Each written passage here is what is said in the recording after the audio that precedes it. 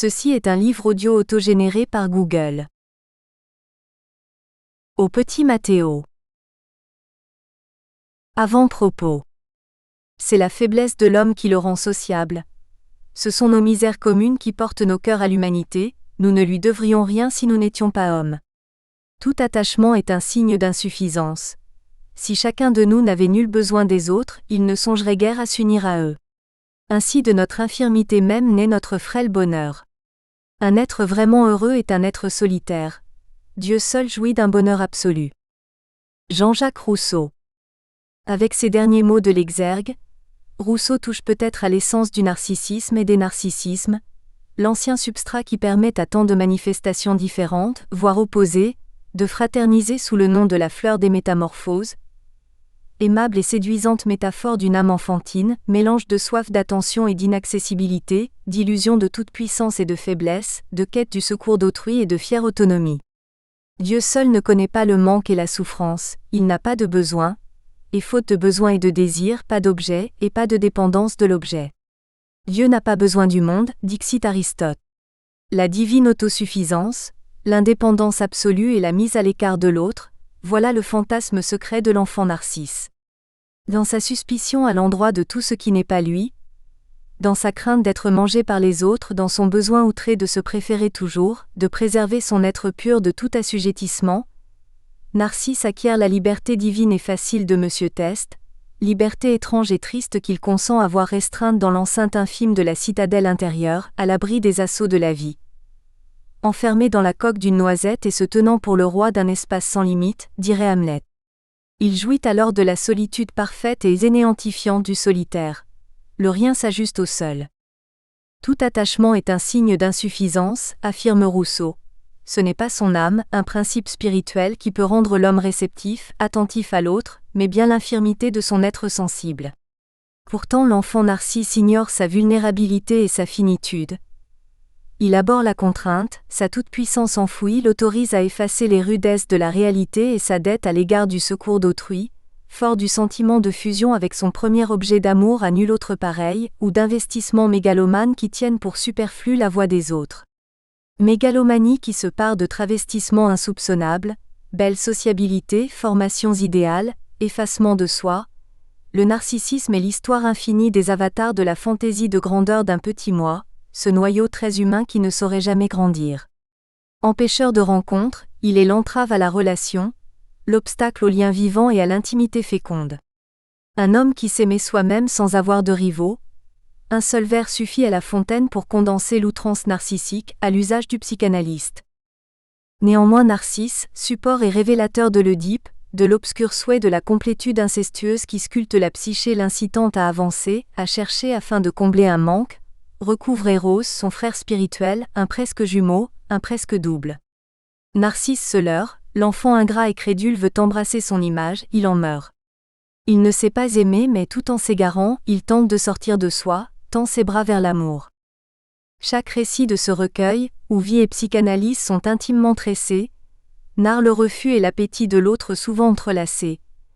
La théorie psychanalytique aspire ici à recouvrer son ancrage dans le vécu concret d'expériences singulières, psychiques, physiques ou intellectuelles. Histoire de rencontres imparfaites ou manquées, tableaux autonomes, images à vif se substituant à la formalisation et aux arguments en vertu d'une démarche inverse à celle visée par Valéry qui, goûtant le net et le pur, entreprend de substituer une sorte d'algèbre, des figures mentales aux images. J'aime que ces textes divers demeurent sans transition apparente l'un par rapport à l'autre, qu'ils ne soient pas rigidifiés dans une logique intimidante, conviant le rêve et les pensées du lecteur à se promener à leur guise d'un tableau à l'autre. Je ne puis m'empêcher de dire ma gratitude infinie à Christian David dont la rencontre, longtemps uniquement psychique, a accompagné et nourri au plus profond mon parcours psychanalytique, et les réflexions qui traversent ses écrits. Courte folie. Fonction leurrante de l'amour, fonction amoureuse du leurre. Christian David. Intrigué par les récits des amours sur Internet de quelques patients, je décidai de faire moi-même l'expérience de ce nouveau mode de rencontre. C'était le mois de juillet, et le travail devenait plus léger grâce au premier départ en vacances.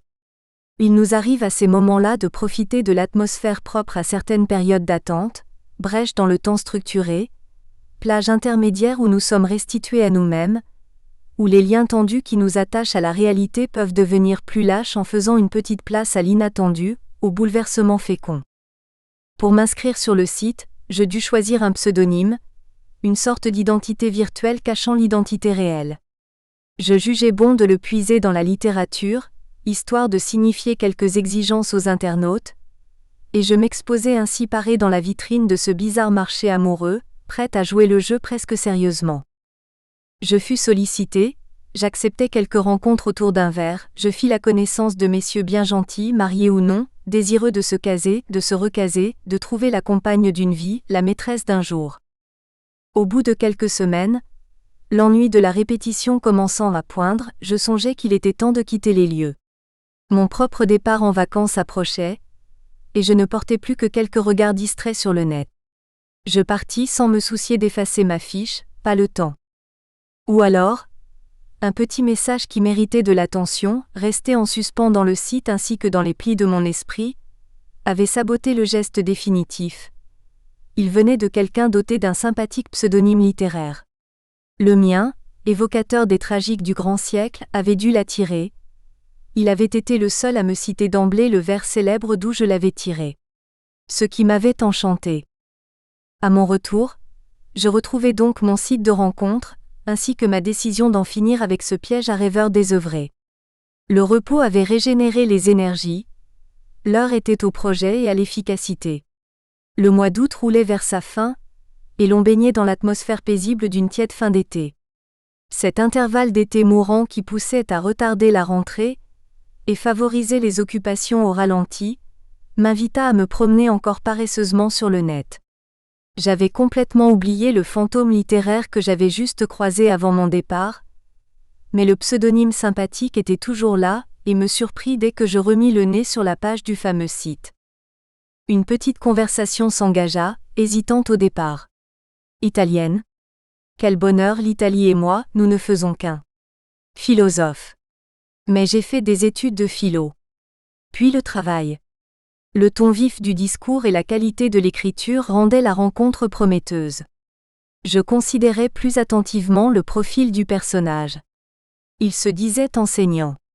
Vrai ou faux, il avait visiblement de la familiarité avec la République des lettres. Un congénère.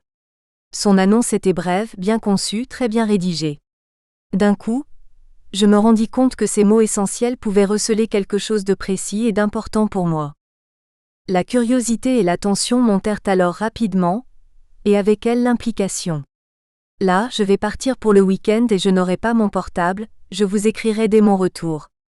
J'ai tardé à répondre à votre message à cause d'un empêchement. Nous en arrivâmes à nous donner des informations plus personnelles. À bien y réfléchir, c'était plutôt moi qui informais. Monsieur était un questionneur adroit, et je prenais du plaisir à me laisser questionner, surprise par l'intérêt qu'il me témoignait. La recherche, l'enseignement, les publications, le glissement dans la psychanalyse, les vicissitudes de la vie. À ce point monsieur, toujours à l'état de fantôme, me propose un petit jeu, dénicher sa petite photo dans le dernier numéro d'un magazine. La notoriété avant l'identité. Mes tâtonnements eurent un dénouement heureux. Un psychanalyste, que je connaissais par-dessus le marché, pour l'avoir rencontré à une conférence quelques années auparavant, et qui était sur ce site pour les mêmes raisons que moi. Ma stupéfaction allait de pair avec un enjouement un peu béat, qui assourdissait passablement ma vigilance critique. L'échange se mit sur d'autres rails, et sur nos messageries personnelles. Dans Sourire d'une nuit d'été, Bergman fait dire à la ravissante Désirée que l'amour est un jeu à 3 balles, le cœur, la parole, le sein, et qu'on en perd facilement une. Par ce biais ludique si inopiné s'ouvrait peut-être à moi la plénitude amoureuse qui tient ensemble épiderme, cœur et esprit dont je ne cessais de rêver. Après tout, nous étions tous les deux sur un site de rencontre. En principe, pour pénétrer concrètement son mode de fonctionnement. Nous en avions néanmoins accepté le cadre et les règles. Nous étions désormais sur scène, et l'interlocuteur inconnu s'annonçait intéressant, attirant. Avec sa loi, le cadre virtuel nous imposait subtilement ses buts, et nous n'étions plus seulement des visiteurs, mais bien les acteurs d'une pièce étrange, les personnages de la comédie mi-vraie mi-fictive qui se jouaient à notre insu sur l'écran et dans un espace intérieur inconnu. Notre conversation se poursuivait uniquement par mail. Nous étions parfaitement d'accord pour exclure le téléphone avant notre rencontre, prévue pour la semaine suivante dans un restaurant italien de son choix dans mon quartier préféré. En attendant, nous donnions libre cours à notre envie d'en savoir plus, à la curiosité de pénétrer nos quotidiens, nos activités, notre passé, nos goûts. Les messages se succédaient serrés 3, 4 dans la journée. Tout moment de pause était un vacuum privilégié, qui nous attirait devant l'écran. Mon week-end de travail et le colloque ont été riches et stimulants. Racontez-moi, si vous en avez envie, ce qui vous a séduite chez Spinoza. Chère Elle, votre subtilité et votre écoute me touchent énormément. La notion de pardon et la notion d'exonération? Le texte sur la mélancolie, me sera-t-il donné de le lire avant la publication? Que faisiez-vous en 68? Une question qui me plongea dans un travail de remémoration flatteur. L'attention de mon interlocuteur ne pouvait être que d'une qualité spéciale. Ce sentiment apaisant guidait l'évocation confiante de mon passé. Quand le sommeil n'était pas au rendez-vous, nous nous installions devant l'écran tard la nuit. Dialogue soutenu et silencieux, qui occupait une place singulière dans nos journées et dans nos esprits, ce tête-à-tête en lieu de nulle part anéantissait le monde. Nous étions immergés dans la solitude et le secret, et nous goûtions les plaisirs subtils et grisants propres à l'amour naissant. L'interlocuteur invisible aiguisait délicieusement notre penchant fantasmatique, les corps étaient abolis et nos sens sans emploi. Par le passé j'avais bien pu le voir et l'écouter, mon partenaire réel n'en était pas moins superbement oublié, effacé. L'imagination s'attelait à prendre le pouvoir absolu, et à construire la réalité à sa convenance, dans sa dimension propre, au-delà de l'espace et du temps, affranchie du joug de la sensibilité. Nous évoluions dans l'échange avec liberté et enthousiasme, et nous apprécions ce mode de communication, qui tenait à la fois de la célérité du téléphone et du temps de l'écriture, qui ne nous contraint point, qui nous laisse libres de répondre ou pas, précisait-il. Où disparaissez-vous quand vous quittez l'écran? Où je disparais? Mais en séance évidemment, et quand un patient est absent j'en profite pour lire, pour écrire. Je le savais après tout. Mais mes propres conjectures avaient l'évanescence de la pensée abstraite, et ces précisions m'autorisaient à leur conférer des contours, des couleurs, de l'épaisseur. Je commençais à être affecté par la perception de son temps réel, que je ressentais comme un grand trou. Au-delà de l'écran il s'évanouissait, il n'était plus rien pour moi. De notre temps privilégié je percevais l'insuffisance, et une petite souffrance. Bien qu'il ne fût pas en couple, il retrouvait certes son quotidien et ses affects, il devait bien en avoir. D'un coup ce fait banal s'imposait à moi désagréablement, dont j'étais entièrement exclu. Je m'étais arrangé pour les exclure à mon tour à l'intérieur de moi. Dans ce limbe virtuel où nos corps n'étaient plus rien, sur cet écran, barrière épaisse nous protégeant de tout contact concret, qui nous séparait et nous reliait à la fois, nous avions l'impression de nous regarder droit dans les yeux et dans l'âme. Nous partagions l'attente un peu fébrile d'un message, la joie de la réception, l'élan de l'épanchement dans la réponse, la certitude d'être espéré. Et nous étions plus que jamais près de nous-mêmes, en relation avec notre propre désir, unis par le fil immatériel des mots.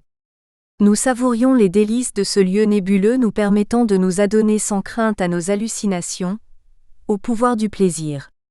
Les amours épistolaires ont de tout temps dévoilé quel puissant activateur d'émotions l'écriture peut être, les violents états amoureux qu'elle suscite, des ravissements dont l'intensité émotionnelle déteint sur une exquise jouissance physique.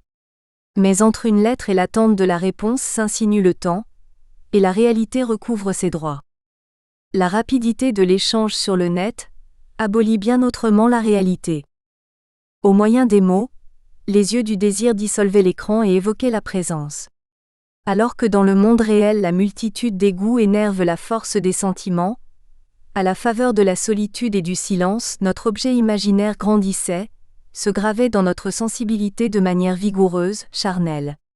Notre vision de l'autre et nos émois nous tenaient, nous les vivions au présent, et ces visions chargées d'affect, comme dans les rêves, se condensaient dans des contours et des formes qui nous captivaient.